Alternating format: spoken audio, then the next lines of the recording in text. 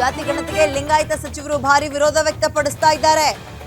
ಸಚಿವ ಸಂಪುಟ ಸಭೆಯಲ್ಲಿ ಲಿಂಗಾಯತ ಸಚಿವರ ಆಕ್ಷೇಪ ಜೋರಾಗ್ತಾ ಇದ್ದು ಲಿಂಗಾಯತ ಸಮುದಾಯದಲ್ಲಿ ಭಾರಿ ಗೊಂದಲಗಳು ಸೃಷ್ಟಿಯಾಗಿದೆ. ಈಗ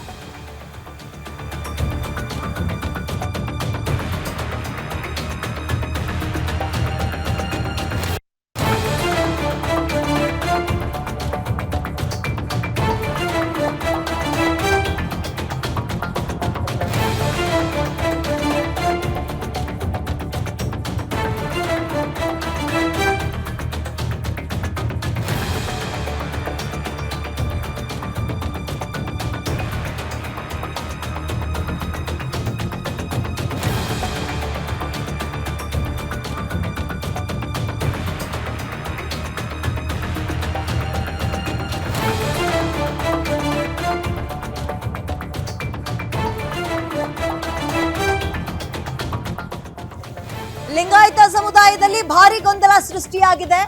ನಮ್ಮ ಮಠಾಧೀಶರು ಮುಖಂಡರು ಆಕ್ಷೇಪವನ್ನ ವ್ಯಕ್ತಪಡಿಸ್ತಾ ಇದ್ದಾರೆ. ಹೀಗಾಗಿ ಸದ್ಯಕ್ಕೆ ಸ್ವಲ್ಪ ದಿನಗಳ ಕಾಲ ಮುಂದೂಡಿಕೆ ಮಾಡಿ ಅಂತ ಸಿದ್ದರಾಮಯ್ಯ ಅವರಿಗೆ ಸಲಹೆ ಕೊಡ್ತಾ ಇದ್ದಾರೆ.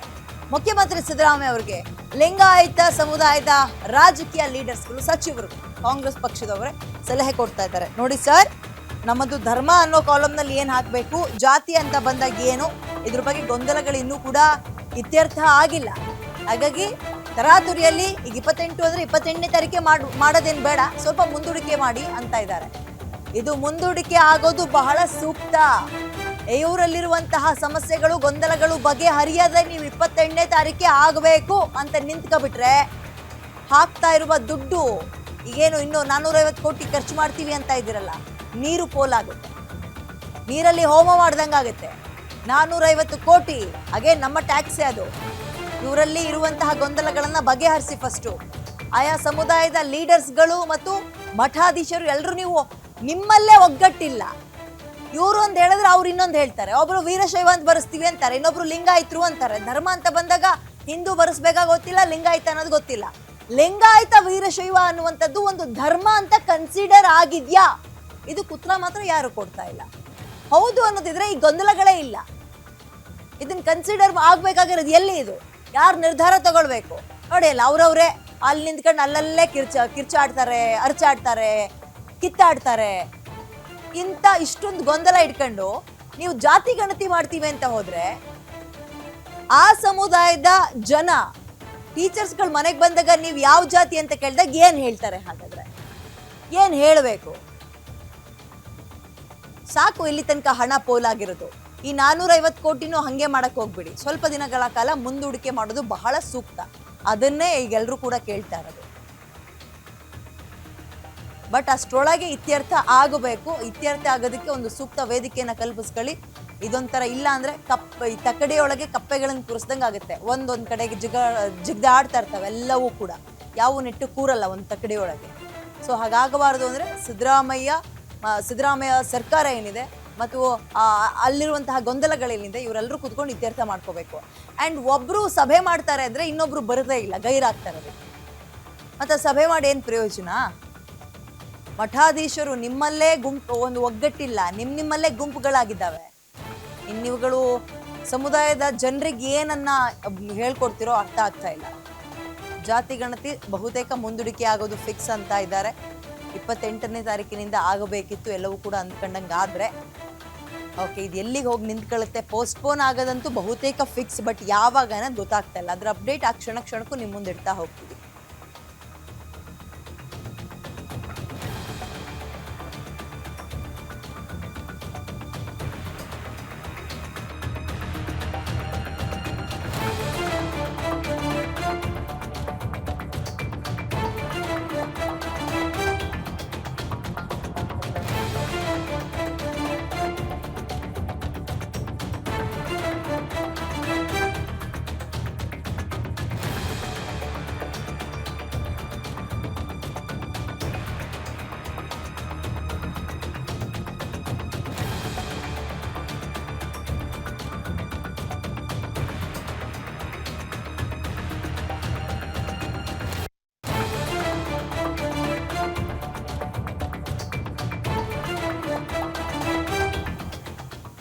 ಇದೇ ತಿಂಗಳು 28ರಿಂದ ಜಾತಿ ಗಣತಿ ಅಂತ ಸಿದ್ದರಾಮಯ್ಯ ಹೇಳಿದ್ರು. ಬಟ್ ಧರ್ಮದ ಕಾಲಂನಲ್ಲಿ ಏನ್ ಬರೆಸ್ಬೇಕು, ಜಾತಿ ಅನ್ನೋದ್ರಲ್ಲಿ ಏನ್ ಬರೆಸ್ಬೇಕು ಅನ್ನೋದ್ರ ಬಗ್ಗೆ ಆ ಸಮುದಾಯದ ನಾಯಕರುಗಳೇ ತೀರ್ಮಾನ ಮಾಡಿಲ್ಲ. ಎಕ್ಸಾಂಪಲ್ ಲಿಂಗಾಯತರಲ್ಲಿ ವಿಪರೀತ ಗೊಂದಲಗಳಿದಾವೆ.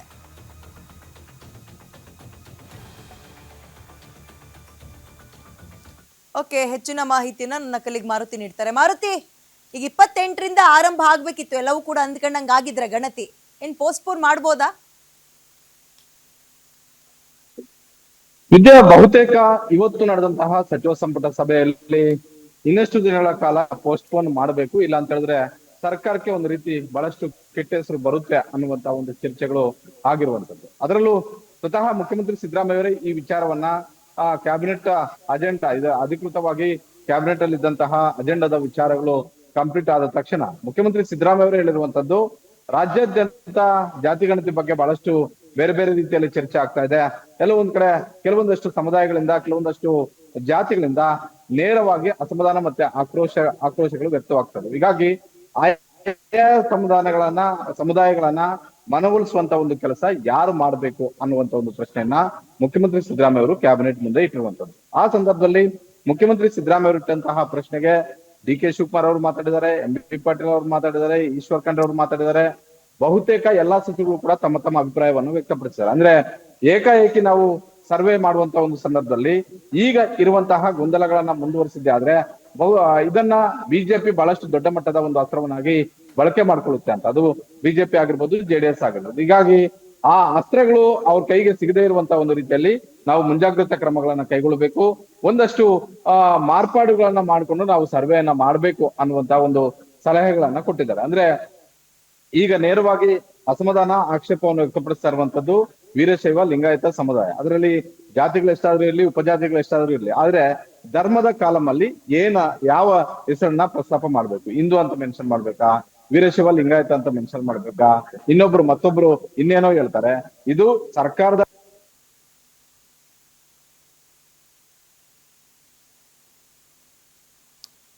ಮಾರುತಿ, ನಿಮ್ ಧ್ವನಿ ಕೇಳಿಸ್ತಿಲ್ಲ, ಪುನಃ ಪ್ರಯತ್ನ ಪಡ್ತೀವಿ ನಿಮ್ಮನ್ನ ಕನೆಕ್ಟ್ ಮಾಡ್ಕೊಳಕ್ಕೆ. ಇದೀಗ ಜಾತಿ ಗಣತಿ ಬಹುತೇಕ ಫಿಕ್ಸ್ ಆಗೋದು, ಅಂದ್ರೆ ಬಹುತೇಕ ಮುಂದೂಡಿಕೆ ಆಗೋದು ಫಿಕ್ಸ್ ಅಂತ ಹೇಳ್ತಾ ಇದ್ದಾರೆ.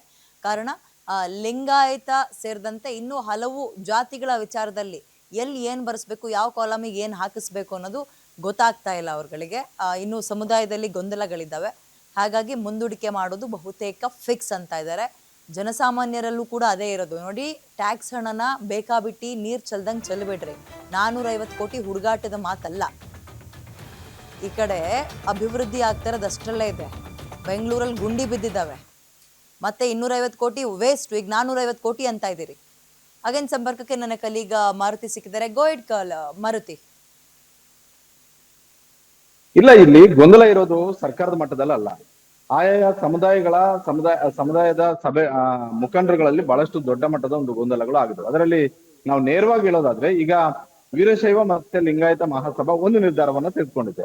ಆ ಧರ್ಮದ ಕಾಲಂ ಅಂತ ಬಂದಾಗ ಜಾತಿ ಮತ್ತೆ ಉಪಜಾತಿಗಳ ಹೆಸರುಗಳನ್ನ ಬರೀತು, ಆದ್ರೆ ಧರ್ಮದ ಕಾಲಂ ಅಂತ ಬಂದಾಗ ವೀರಶೈವ ಲಿಂಗಾಯತ ಅನ್ನುವಂಥದ್ದನ್ನ ಬರಿಬೇಕು ಅಂತ. ಇದಕ್ಕೆ ಕೆಲವರು ಆಕ್ಷೇಪ ಇದೆ, ಲಿಂಗಾಯತ ವೀರಶೈವ ಅಂತ ಬರೆಸ್ಬೇಕು ಅಂತ.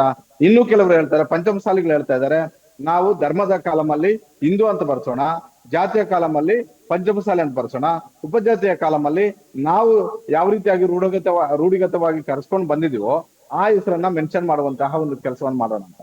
ಇದು ಕೇವಲ ಎಲ್ಲೋ ಒಂದು ವಿಧಾನಸಭಾ ಕ್ಷೇತ್ರಕ್ಕೋ, ಒಂದು ತಾಲೂಕಿಗೋ, ಒಂದು ಜಿಲ್ಲೆಗೋ ಸೀಮಿತವಾಗಿ ಈ ಸಮಸ್ಯೆ ಇದ್ದಿದ್ರೆ ಸಿದ್ದರಾಮಯ್ಯ ಆಗಿರ್ಬೋದು, ಇಡೀ ಸಚಿವ ಸಂಪುಟ ಸಭೆ ಇವತ್ತು ಇಷ್ಟು ಸುದೀರ್ಘವಾಗಿ ಈ ವಿಚಾರದ ಬಗ್ಗೆ ಚರ್ಚೆ ಮಾಡ್ತಾ ಇರ್ಲಿಲ್ಲ. ಆದ್ರೆ ಇಡೀ ರಾಜ್ಯಾದ್ಯಂತ ಈ ವಿಚಾರ ಚರ್ಚೆಯಲ್ಲಿರುವಂತದ್ದು, ಇಡೀ ರಾಜ್ಯದಲ್ಲಿರುವಂತಹ ಲಿಂಗಾಯತ ಮತ್ತೆ ವೀರಶೈವ ಸಮುದಾಯದ ಮುಖಂಡರುಗಳು ಹೇಳ್ತಿದ್ದಾರೆ, ಸಾಮಾನ್ಯ ಜನರು ಮಾತಾಡ್ತಾ ಇದ್ದಾರೆ.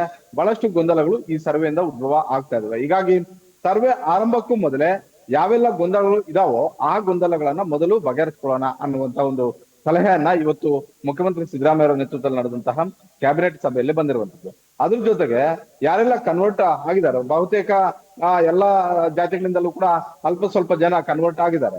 ಅವರು ಇಲ್ಲಿವರೆಗೂ ಕೂಡ ಹಿಂದೂ ಧರ್ಮ ಅನ್ನುವಂತಹ ಹೆಸರನ್ನ ಮೆನ್ಷನ್ ಮಾಡಿದಾರ, ಇಲ್ಲ ಈಗ ಅವರು ಯಾವ ಧರ್ಮದ ಅಡಿಯಲ್ಲಿ ಬರ್ಬೇಕು, ಯಾವ ಧರ್ಮದ ಕಾಲಮಲ್ಲಿ ಅವ್ರು ಮೆನ್ಷನ್ ಮಾಡ್ಬೇಕು, ಅವ್ರಿಗೆ ಮುಂದೆ ಒಂದ್ ವೇಳೆ ಈ ಸರ್ವೆಯಿಂದ ಬರುವಂತಹ ರಿಪೋರ್ಟ್ ಇಂದ ಅವ್ರಿಗೆ ತಮ್ಮ ಹಳೆಯ ಧರ್ಮವನ್ನ ಕಳ್ಕೊಂಡು ಹೊಸ ಧರ್ಮದ ಮೇಲೆ ಮೀಸಲಾತಿನೋ ಶೈಕ್ಷಣಿಕವೋ ಸಾಮಾಜಿಕವಾಗಿಯೋ ಸಿಗುವಂತಹ ಸೌಲಭ್ಯಗಳು ಸಿಗ್ತವ?